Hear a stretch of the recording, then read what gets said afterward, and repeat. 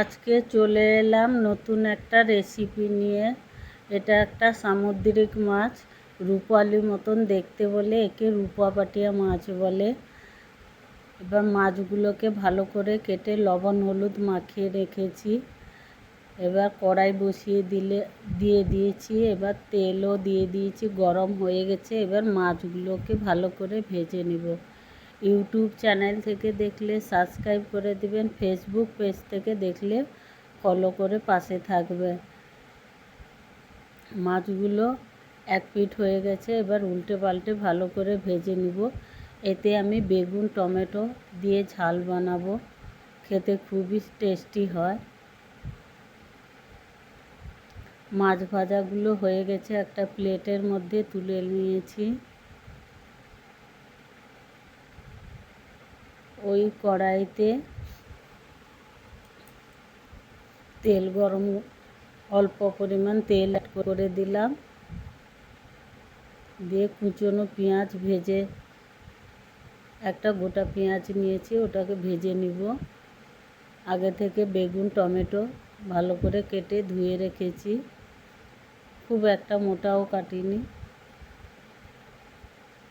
এবার পেঁয়াজগুলো ভাজা হয়ে গেছে।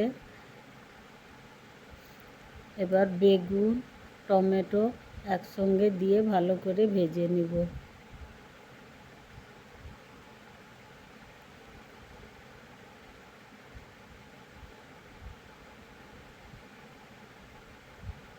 সবগুলো সবজি দিয়ে দিয়েছি। এবার পরিমাণ মতন লবণ হলুদ অল্প লঙ্কার গুঁড়ো দিয়ে ভালো করে কষিয়ে নেব।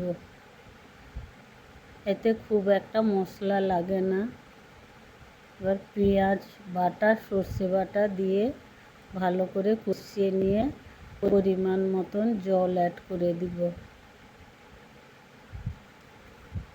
বন্ধুরা কে কোথা থেকে দেখছেন কমেন্ট করে জানাবেন, যাতে আমি ধন্যবাদ জানাতে পারি।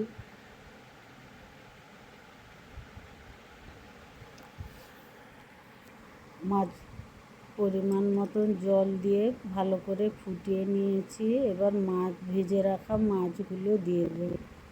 মাছগুলো দিয়ে আবারও ভালো করে ফুটিয়ে নিব। খুব একটা বেশি ঝোল রাখবো না, গায়ে গায়ে রাখবো।